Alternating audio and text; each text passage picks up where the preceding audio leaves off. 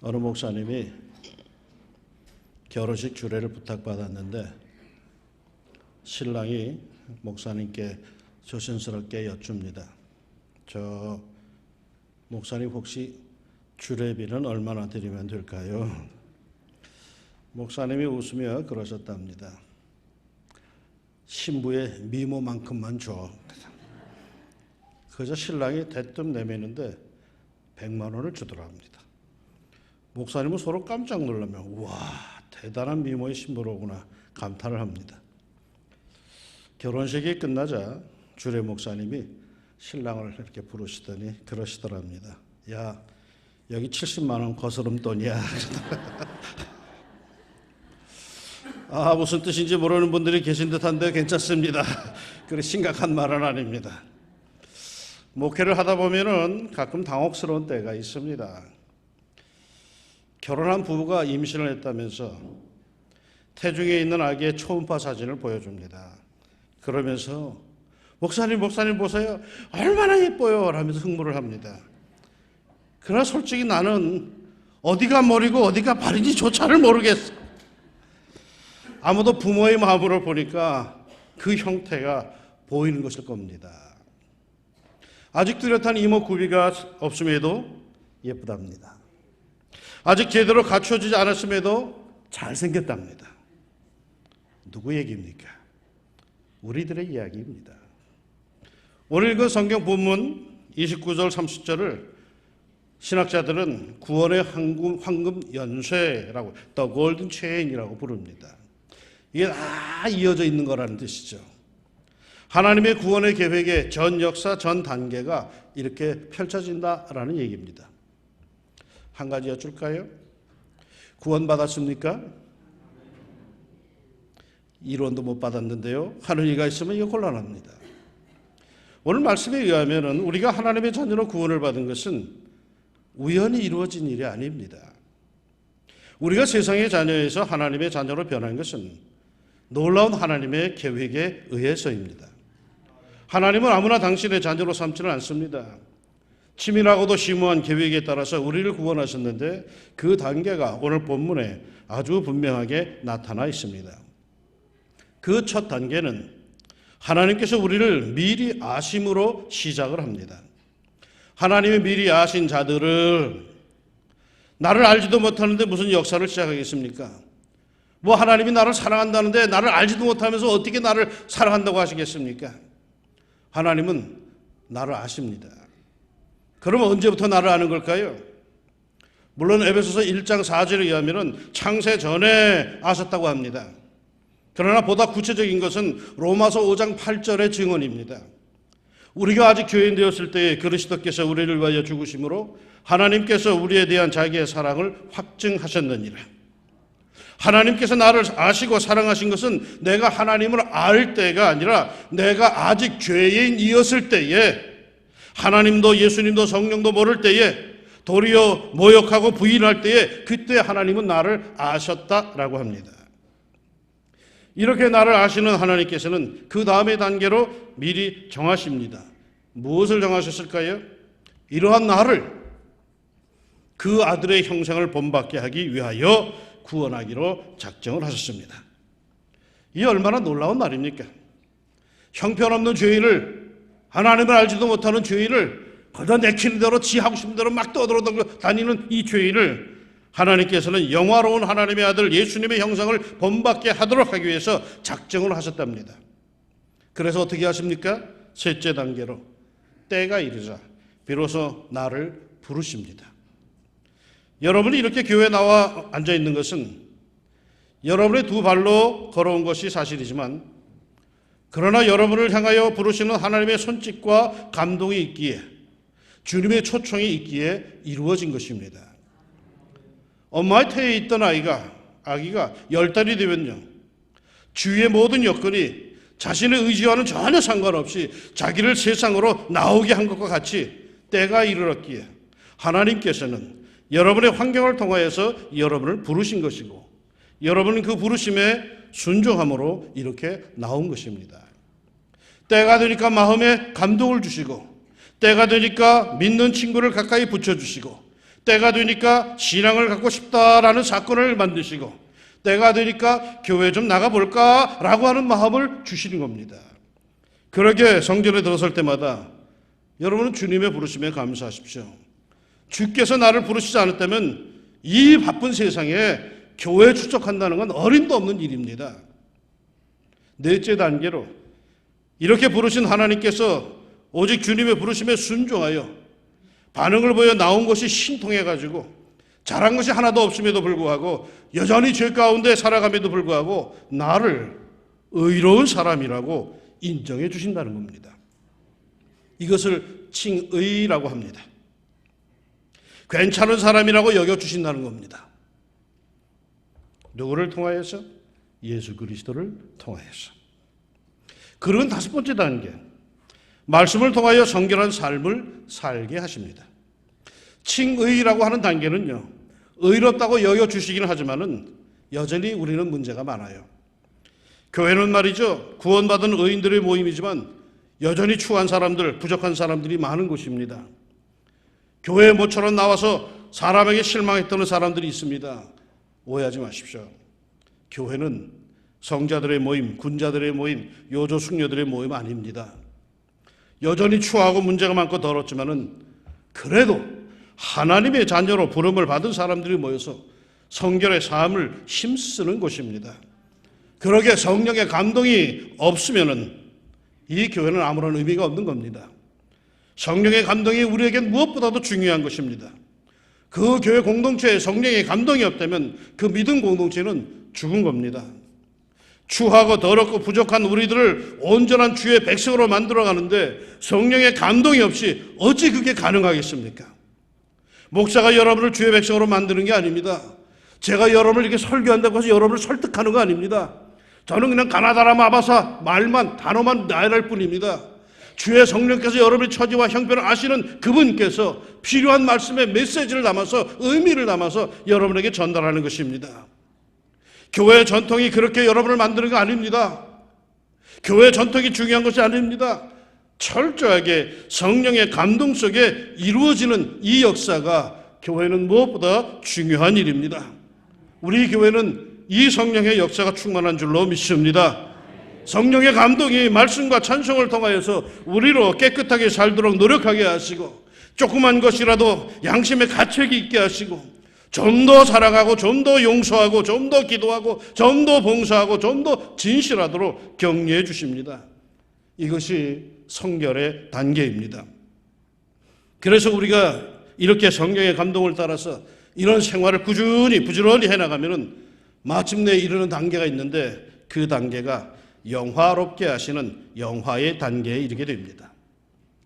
세상적으로 부족하고 무식하고 힘없고 나약했던 우리들, 주님의 나라에서 신앙의 세계에서 교회에서 성령님의 인정받게 하시고 교우들의 존경을 받게 하시고 영적 선망의 대상이 되게 하시고 마침내는 그 영광의 하나님 보좌에 이르게 하십니다.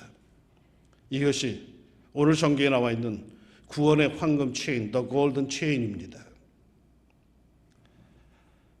자기 멋대로 생긴 돌들이 여기저기 굴러다니는 돌산에 어떤 이가 찾아갑니다. 이리저리 살펴보더니 그 멋대로 생긴 돌들을 하나둘 챙겨가지고 갑니다. 그리고 자기의 작업실에서 그 멋대로 생긴 돌들을 조각을 해나갑니다. 어떤 것은 깨고 어떤 것은 다듬고 어떤 것들은 정으로 막 쪼고 구슬땀을 흘리며 조각품을 만들어냅니다. 며칠 전까지만 해도 길거리에 굴러다니던 그저 이 사람 저 사람 발길에 채이던 돌들인데 이 조각가의 손에 만져지고부터는 훌륭한 작품들이 되어갑니다. 누구의 이야기라고요? 형편없는 흔한 돌멩이를 갖고 영광스러운 작품을 만드시는 하나님, 이 하나님께서 우리를 모두 붙잡고 계십니다. 여러분이 여기에 어떤 동기로 나왔는지 저는 잘 모르지만은 그러나 저는 분명한 것은 하나 압니다. 위대한 조각가이신 하나님께서 이미 여러분을 잘 아시고 지금은 모습이 신통치 않아 보여도 다듬으면은 멋있는 작품이 나올 것이라는 판단이 있었기에 여러분을 부르셨습니다. 어떤 이는 지금 좌우 구분이 안 되는 어안이 벙벙한 막 부른 상태에 있고, 어떤 이는 지금 모가 다듬어지는 상태에서 그저 말씀 속에서 여기저기 찔려대는 상태에 있고, 어떤 사람은 그런 대로 잘 다듬어진 상태로 세상에 교회만 들어오면 그렇게 편안해질 수가 없는 그런 상태일 겁니다. 그러나 분명한 것은요, 우리는 아직 모두 미완성이라고 하는 것입니다. 우리는 뭔가로 만들어져 가고 있는 중일 뿐입니다. 부모님도 미완성이고 스승도 미완성이고 목사인 저도 미완성입니다. 하지만 더욱 분명한 것은요, 이제는 길거리에 굴러다니는 그런 무가치한 존재는 아니다라는 사실입니다. 하나님의 손에 붙잡힌 이상 자신을 비하할 필요가 전혀 없다는 거죠. 자신을 무시할 필요도 없습니다. 지금은 조금 아프지만은, 지금은 조금 답답하지만은 조금만 더 참으면 모두 우리는 아름다운 신앙인으로 그 모습이 드러날 것입니다. 우리의 진가가 드러날 것입니다. 우리의 아름다운 모습들이 나타날 것입니다. 오늘 성경은 분명히 이렇게 말해줍니다. 하나님이 미리 아신 자들을 또한 그 아들의 형상을 본받게 하기 위하여 미리 정하셨으니 미리 정하신 그들을 또한 부르시고 부르신 그들을 또한 의롭다 하시고 의롭다 하신 그들을 또한 영화롭게 하셨느니라. 자꾸 실패한다고, 못생겼다고, 성질이 나쁘다고 낙담하지 마십시오. 어차피 하나님께서 이런 부정적인 요소들을 제하여 버리시고 나만이 낼 수 있는 멋있는 독특한 그 유니크한 작품을 만드실 것이기 때문입니다. 다른 사람 쳐다보고 부러워할 필요가 전혀 없습니다. 나는 나대로 하나님께서 멋진 작품을 만드실 줄로 믿습니다. 또 조금 잘났다고 해서, 재주가 있다고 해서, 똑똑하다고 해서, 돈이 많다고 해서 교만할 필요도 없습니다. 왜냐하면 하나님께서 보시기에 불필요한 것 같으면 어떻게 그것을 잘라버릴지 모르기 때문입니다. 지금 너무 힘들다고 절망할 필요도 없는 겁니다. 이 연단의 기간은 한정되어 있으며 목적을 달성하고 곧 지나갈 것이기 때문입니다. 요즘에 자존심 상하는 말을 너무 많이 듣는다고 침울해할 필요도 없습니다. 그것은 나의 좋지 않은 성격을 교정해가는 하나님의 정의이기 때문입니다. 오직 우리가 확실히 알아야 할 것은 자신은 분명히 하나님의 손에 있다는 사실입니다.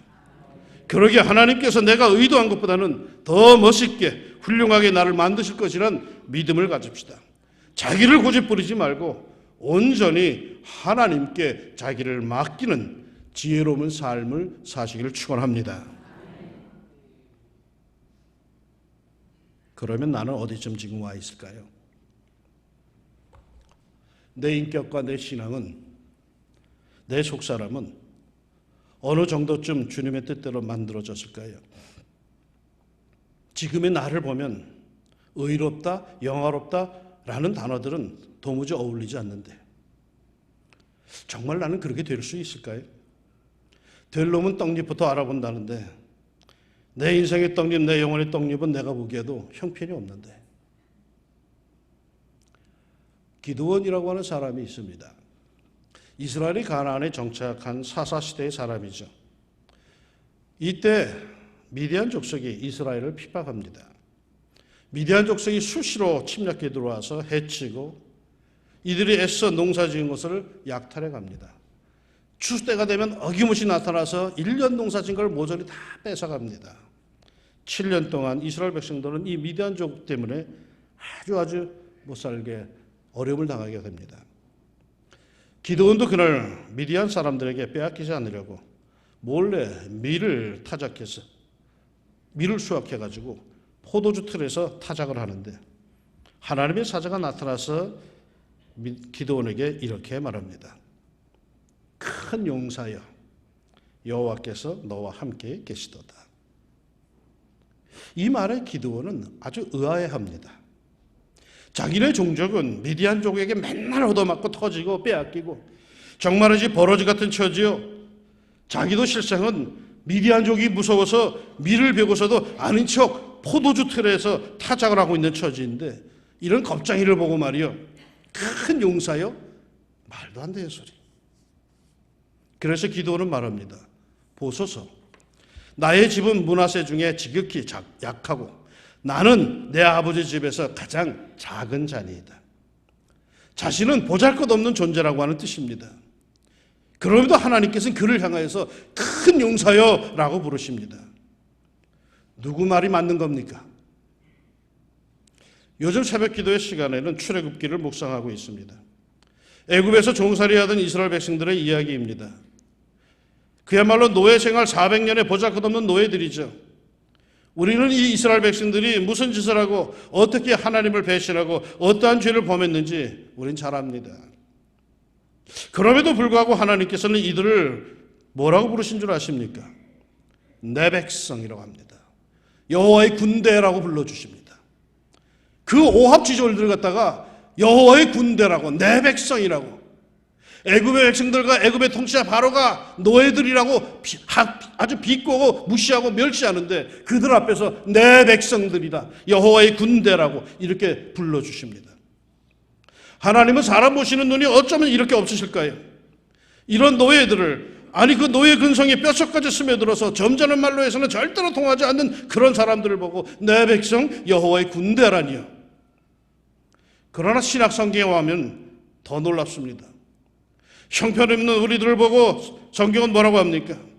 그러나 너희는 택하신 족속이요 왕같은 제사장들이요 거룩한 나라요 그의 소유가 된 백성이니.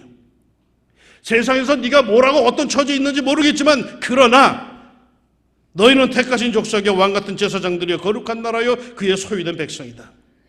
날 보고 택하신 족속이요, 날 보고 왕같은 제사장이요, 날 보고 거룩한 나라요, 날 보고 하나님의 소유라고 하십니다. 남이 들을까봐 남사스럽습니다. 내가 무슨 택하신 족속, 왕같은 제사장, 거룩한 나라, 하나님의 소유? 자조적인 탄식이 나옵니다. 그럼에도 말이죠, 하나님께서는 나를 향해 그렇게 부르십니다. 무슨 의미일까요? 이 세상에는 말이죠, 나를 바라보는 두 개의 시선이 있습니다. 내가 나를 보는 시선이 있고 저 위에서 나를 바라보시는 하나님의 시선이 있습니다. 정말이지 나는 나를 잘 압니다. 끊임없이 내 속에서 일어나고 있는 번민과 고민과 욕심과 탐욕을 나는 스스로 잘 압니다. 내게 과연 그런 아름다운 단어들, 성스러운 단어들, 신령한 단어들이 어울리는지 늘 의심스럽습니다. 그런데 하나님은 이런 나를 향해서 괜찮은 인생이라고 하십니다. 하나님은 나를 무지무지 좋아한다고 기뻐하신다고 말씀하십니다. 한 걸음 더 나가서 택하신 족속이요 왕같은 제사장이요 거룩한 나라요 소유된 백성이요 거기에 나를 향해서 여호와의 군대라고까지 불러주십니다. 누구의 시선이 더 정확한 것입니까? 나를 보는 나의 시선입니까? 아니면 나를 바라보시는 하나님의 시선입니까? 나는 하나님이 나를 보시는 그 눈길을 더 신뢰합니다. 왜요? 하나님은 나를 만드신 분이고 오늘 말씀을 보니까 하나님은 나를 당신의 뜻이 뭐가 있는데 그 뜻을 향해서 만들어가고 계시는 중입니다. 어떠한 모습으로? 택하신 족속이요 왕같은 제사장이요 거룩한 나라요 소유된 백성이요 여호와의 군대 정도가 아닙니다. 하나님이 미리 하신 자들을 또한 그 아들의 형상을 본받게 하기 위하여 내 삶의 모델은 하나님 속에 있는 나의 앞으로의 모습은 하나님의 아들 예수님이십니다.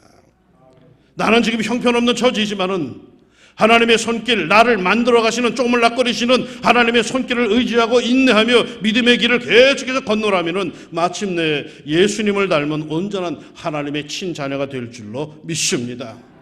어느 정도의 친자녀인 줄 아십니까? 오늘 성경이 이렇게 말해줍니다. 이는 그로 많은 형제 중에서 맏아들이 되게 하려 하심이니라. 무슨 뜻일까요?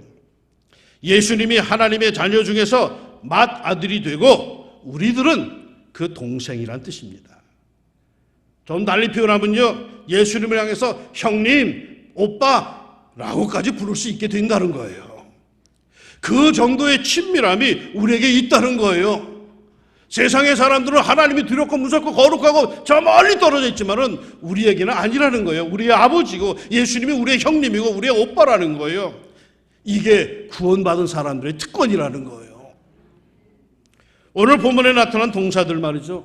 나를 미리 하시고 나를 미리 정하시고 나를 부르시고 나를 의롭다 하시고 나를 영화롭게 하신다라고 하는 이 동사들의 그 시제는 모두가 부정 과거형입니다.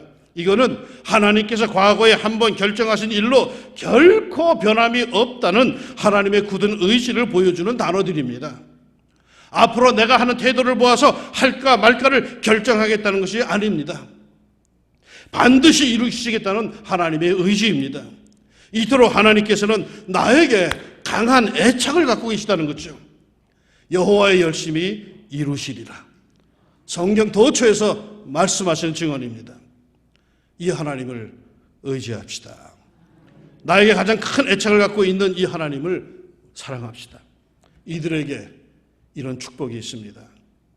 하나님을 사랑하는 자고 그 뜻대로 부르심을 입은 자들에게는 모든 것이 합력하여 선을 이루느니라. 자신이 하나님의 뜻대로 부르심을 입었다고 믿는다면, 자신의 생이 하나님의 손에 있다고 믿는다면 결국 모든 것이 합력하여 선을 이룰 겁니다. 지금은 우리 모두 과정 중입니다. 지금은 우리 모두 하나님의 선한 의도와 목표 속에서 만들어져 가는 중입니다. 어쩌면 욥의 고백처럼 말이죠. 그럴 겁니다. 그러나 내가 하는 길을 그가 아시나니 그가 나를 단련하신 후에는 내가 순금같이 되어 나오리라. 끝났다고 판단하지 마십시오. 나는 아직 과정 중입니다. 나를 일방적으로 택하신 하나님, 그분의 손길에 의해서 내 인생은 더욱 멋진 모습으로 마침내 드러날 것입니다. 예수님을 가장 많이 닮은 하나님의 자녀로 드러날 것입니다.